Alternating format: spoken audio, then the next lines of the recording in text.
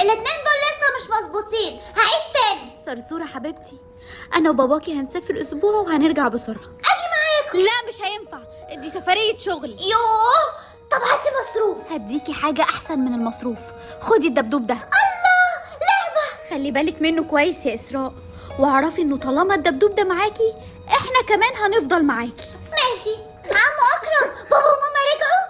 ايه ده، انت بتعيط ليه؟ طيارة مامتك وباباكي وقعت يا صرصورة.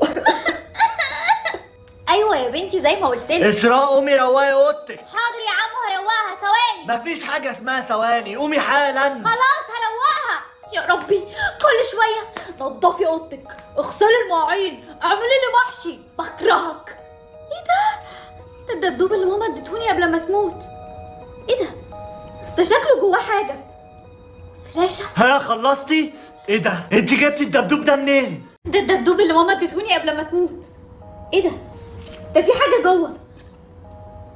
فلاشة. ها خلصتي؟ ايه ده؟ انت لقيتي الدبدوب ده فين؟ ارميه حالا. ارميه ليه؟ مش فاهمة. ده هدية ماما ليا قبل ما تموت. هاتيه يا اسراء. لا مش هديهولك، ده بتاعي انا ومش بتاعك انت. هاتيه يا اسراء بقولك، والا مش هتشوفي الشارع تاني. ماشي، خده اشبع بالدبدوب. انا خلاص خدت اللي انا عايزاه.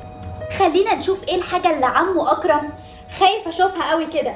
صرصورة. ماما، لو انتي بتتفرجي على الفيديو ده دلوقتي فده معناه ان انا وباباكي ميتين. كل اللي عايزاكي تعرفيه ان عمو اكرم مش زي ما انتي فاكرة. اسراء. عمو اكرم